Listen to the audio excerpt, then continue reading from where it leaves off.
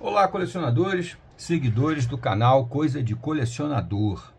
Hoje nós temos aqui um dos maiores clássicos das séries de televisão, que hoje em dia não pode nem ser mais chamada de série apenas, né? É uma franquia, né? E uma das franquias mais rentáveis, uma das franquias mais longevas, né? Em termos de sendo recriada e criados os apêndices, né? Outras séries derivadas, né? Muitos derivados de Star Trek, mais conhecido no Brasil como Jornada nas Estrelas, né? Eu sinceramente acho que a franquia mais poderosa de todos os tempos, né, de entretenimento, de televisão, é Star Trek, tá? Eu sei que alguns vão dizer, mas Star Wars, né, Guerra nas Estrelas também certamente Star Wars é fortíssima, é uma legião enorme de fãs, mas eu pessoalmente acho que Jornada nas Estrelas ainda é mais poderosa, mais forte. Você pode até colocar aí nos comentários se você concorda comigo ou não, tá? Por causa que é difícil você mensurar os desdobramentos de Star Trek e para poder comparar com os desdobramentos de Star Wars.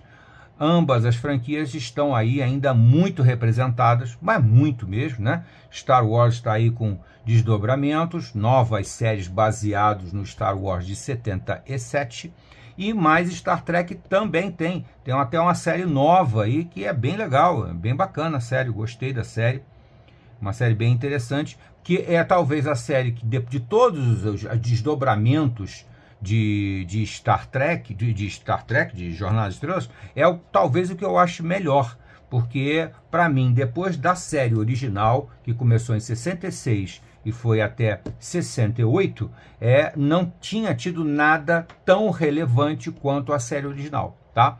Agora, essa série mais nova me pareceu bem interessante. Eles conseguiram formar um elenco novo com carisma, né? Porque o grande segredo dessa série aqui, que foi de 66 a 68, não tenha dúvida que é aquele famoso alinhamento astrológico que eu já citei em outros vídeos, tá? Tem algumas séries, tem alguns filmes que parece que o universo conspira a favor. E aí, de repente, se alinham, naquele momento da criação, vários elementos de diversas camadas, como, por exemplo, a produção, a direção, o roteirista, os atores, e vai se alinhando isso e a série se torna extraordinária, o filme também se torna extraordinário, né? Já citei em outros vídeos que eu sempre falo por exemplo, de Friends, a série Friends, que é um alinhamento astrológico que deu numa série extraordinária, que até hoje é muito divertida, né? Apesar que já terminou há mais de 15 anos, né? Star Trek é um prodígio ainda maior do que Friends. Outra que eu cito também é Lost, né, que eu também acho que é uma série que marcou profundamente, uma série extraordinária. Mas Star Trek ainda tem alguns outros detalhes interessantes, que por exemplo, né, a maioria sabe, né, hoje em dia os fãs de jornais já sabem que o piloto da série foi tentado ir ao ar já, né, a primeira tentativa de lançar Jornais foi um fracasso. A produtora não concordou, não aceitou e Jornais foi engavetado. Alguns anos depois, acho que um ano depois, mais ou menos, o autor, o Gene Roddenberry, famoso, antológico Gene Roddenberry, ele tentou novamente propor Jornada das Estrelas com um elenco diferente. O capitão deixou de ser o capitão Pike, que era da série, do primeiro piloto, né? O primeiro piloto da série era o capitão Pike, passa a ser o capitão Kirk, né? E o elenco muda, exceto Leonard Nimoy, que é o Sr. Spock, né? Que é mantido, o Vulcano é mantido, não só o personagem, mas também o ator.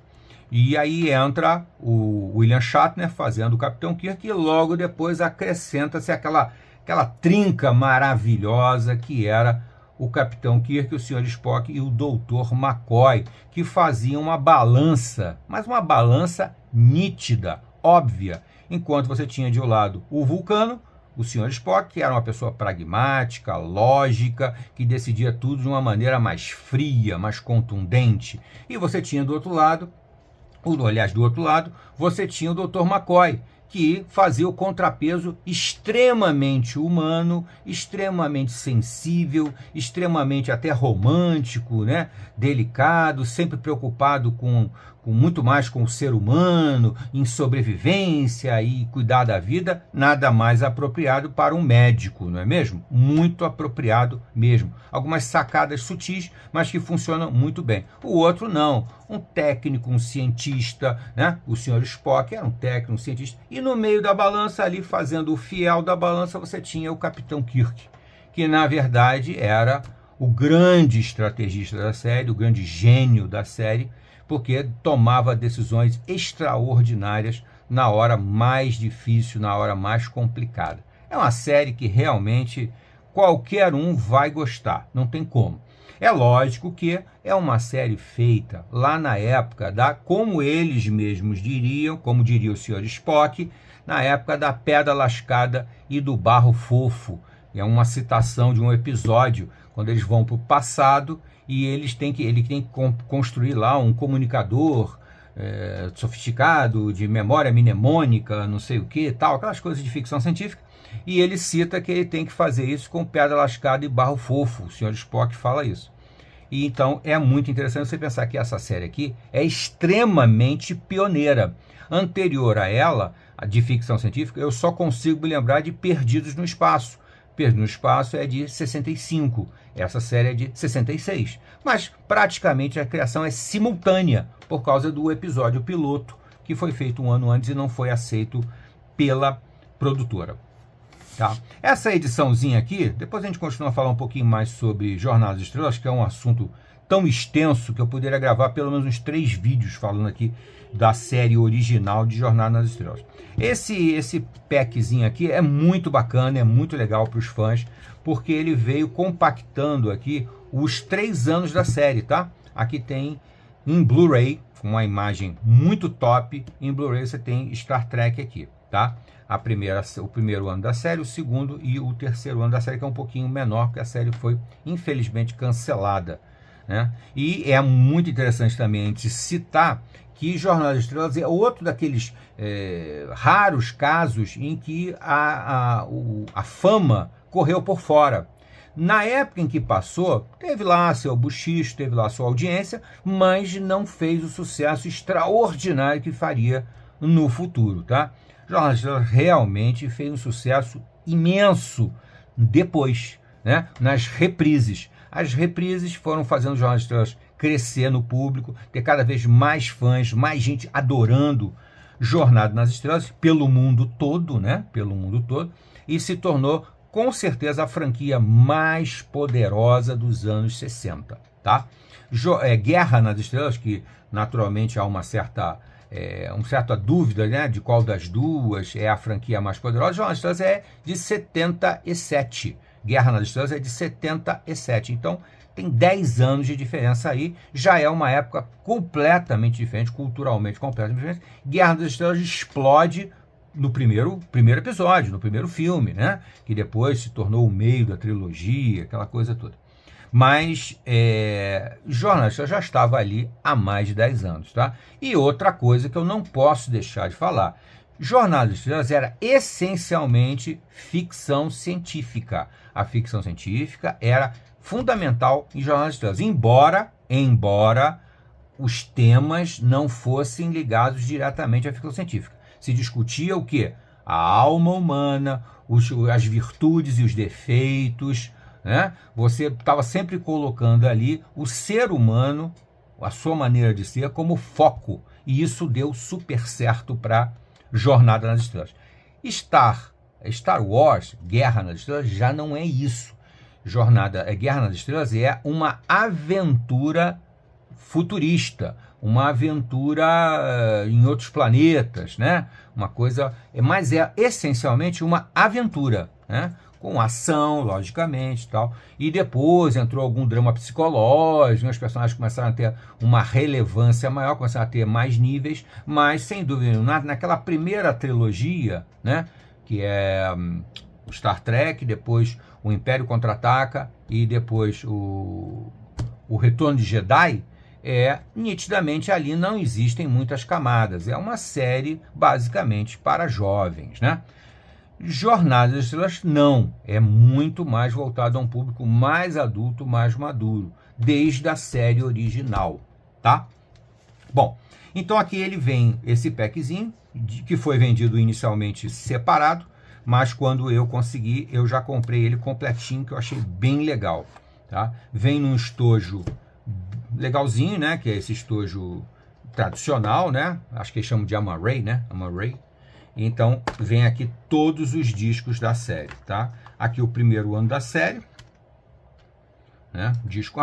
Também é muito interessante lembrar que esse pacote em Blu-ray aqui, ele já vem totalmente remasterizado.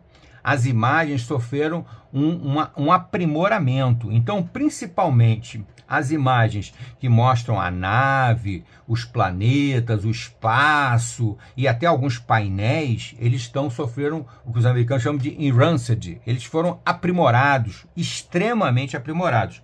E esse pacotezinho de colecionador aqui, ele é muito interessante, porque você pode, porque é Blu-ray, né? Você pode escolher se você quer ver a versão original, totalmente dos anos 60, ou se você prefere ver a versão melhorada em termos de cenários, tal. Eles aprimoraram bastante, inclusive os efeitos das armas laser, né, das armas de uma forma geral da série original foram bastante melhoradas nessa nova versão aqui. Então é uma versão que tem alguma capacidade de entreter melhor o pessoal mais novo, as gerações mais novas. Mas mesmo assim, não é uma série ágil, rápida, dinâmica, corrida, né, com muita ação, com muita... Não é. É uma série um pouco mais tranquila. É uma série mais para você refletir sobre os assuntos. Mas é uma série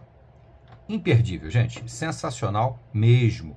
E é muito legal você manter isso aqui no seu acervo, porque você a qualquer momento pode acessar todos esses episódios aqui sem depender de streaming, né? E outra coisa também, nos streamings eu nem sei como é que está essa série, se ela está com os aprimoramentos ou se ela está só na versão original. E na versão original, realmente os efeitos especiais, nem sei se poderiam ser chamados assim, né? Eram muito, muito simples e deixavam bastante a desejar. Mas era 1966, né, gente? Venhamos e convenhamos, tá? Então, aqui está uma pequena amostra sobre um papo imenso. Eu até peço a vocês, nos comentários, comentem suas opiniões sobre Star Trek, e talvez até também no seu comparativo com Star Wars, né? Porque muita gente coloca as duas franquias no mesmo patamar, mas eu pessoalmente não consigo ver isso não. Eu vejo o Star Trek infinitamente superior a Star Wars, até porque é uma série que nas suas novas versões foi atualizando a série original, algumas com muita propriedade a série original, outras nem tanto, né? Algumas de gosto um pouco duvidoso e tal, mas de qualquer forma foi sempre sendo renovada.